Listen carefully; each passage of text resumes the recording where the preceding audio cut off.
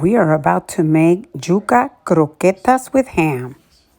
Hey guys, let me just tell you what is up today.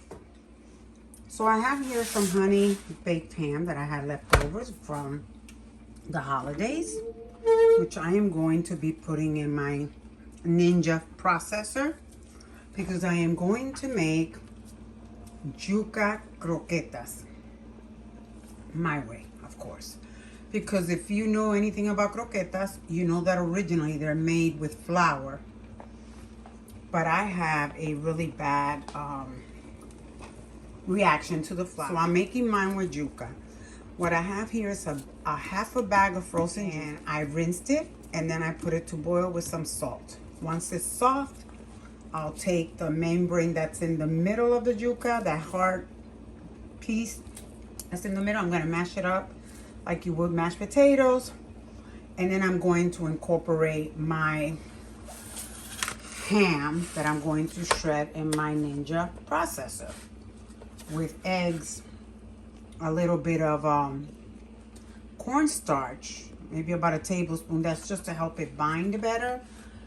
And some black pepper. And then I'll bring you back.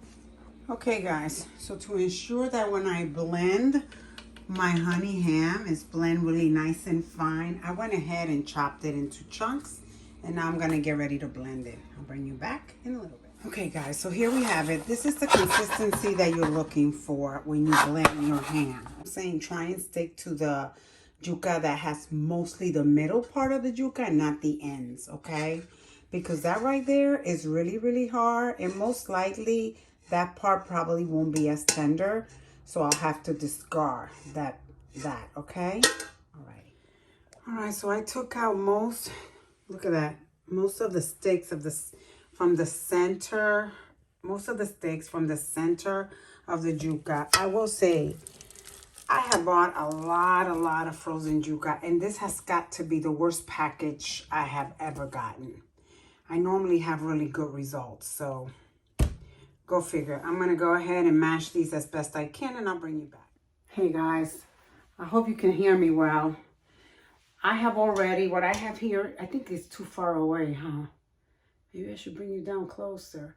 I have already mashed this. All I'm gonna do is add some of my components, which the ham. I'm gonna add an egg. I'm gonna add salt and pepper to taste. Where's my pepper? And then I'm going to mix everything up. I haven't decided if I want to add, because I have some Havarti cheese that I wanted to add, but I can't decide if I want to add it yet. But I'm going to add this in before it starts getting too cold, because I want to work it. So I'm going to have to wear some gloves and work this dough. This is really like a dough consistency, really. So all I'm going to do is I kind of eyeball it. And I'm just going to add what I think. And I want it to taste like ham, you guys. I really do. So I think that's probably enough. I'm going to add some pepper. If I can get this thing open. Black pepper. You can add as much or as little as you want. I'm adding quite a bit, a nice helping. Ooh, I don't want to start sneezing though. I'm going to add an egg. And I hope my egg doesn't get cooked. I'm going to add some, maybe I might add 2. I don't know. I haven't decided. Got to add some salt. Keep in mind that I added salt to when I was boiling the yuca. Let me get a tablespoon of cornstarch. So I'm going to add some cornstarch and a little bit of butter. Not a lot. I'm only adding, you don't need a lot of this, like about 1 tablespoon of it. That's all. See? Oh, I'm going to start sneezing, I can tell. Oh, excuse me, guys. Okay, so that's done. I'm going to add this much butter, which is what, about a tablespoon and a half or so. That's fine too. I'm I gotta wash that, so, and it goes. Like, I normally add, okay, a little bit of salt. There it is. I normally add to this cheese because cheese helps it bind. But I don't know if I'm going to do that this time around. I haven't decided yet. Okay, so now I'm going to mix all this stuff up and kind of see where I'm at. You don't have to coat these with anything.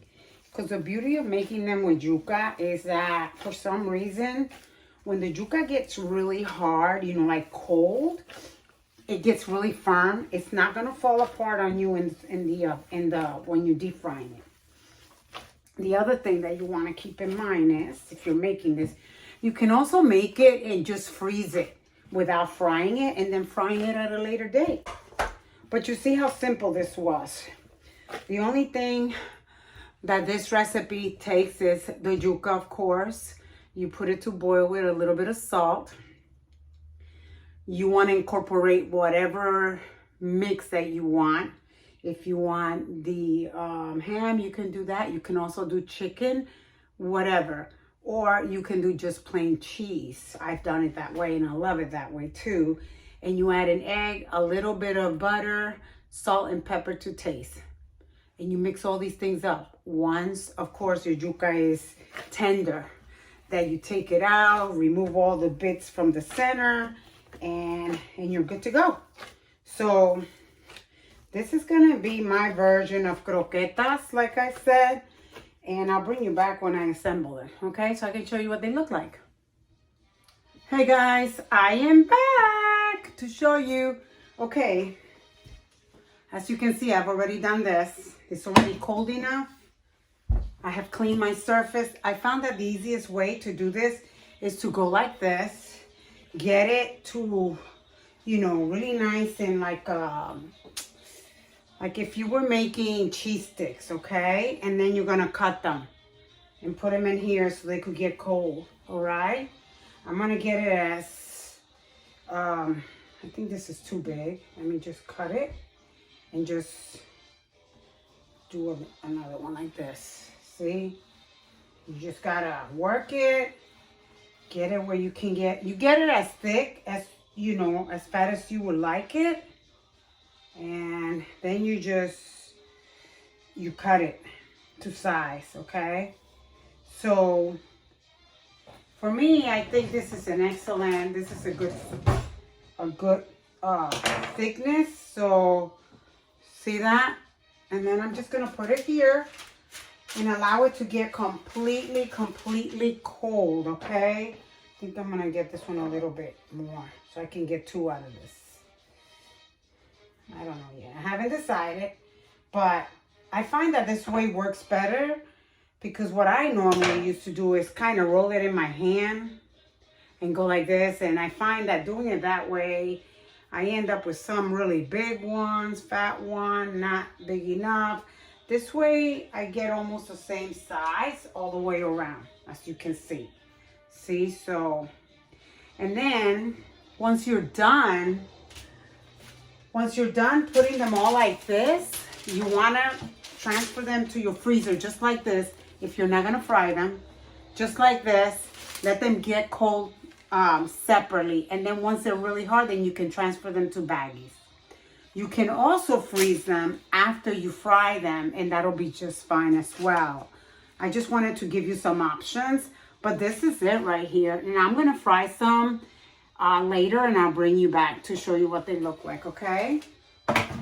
Okay, I am done prepping these. All I'm doing is letting them really get cold, and then I'm going to fry them because it's really my preferred method of storing them. This way I don't have to, you know, fry again. If I make them completely and then I put them in the freezer, then all you have to do is pop them in the microwave for a few minutes or seconds actually and eat them. You don't have to, you know, fry all that. You just make this one time. It's a little bit of work, but you're done. And there is quite a bit in here. For half a bag of that yuca, I got quite a bit of these guys. So I'm just going to let them rest here, and I'll bring you back when I start frying so you can see the outcome. Hey guys, I'm back. Just wanted to show you, I'm already frying them, and they don't take very long, honestly, to come out crispy. You're just waiting. You just want to achieve the crispy look.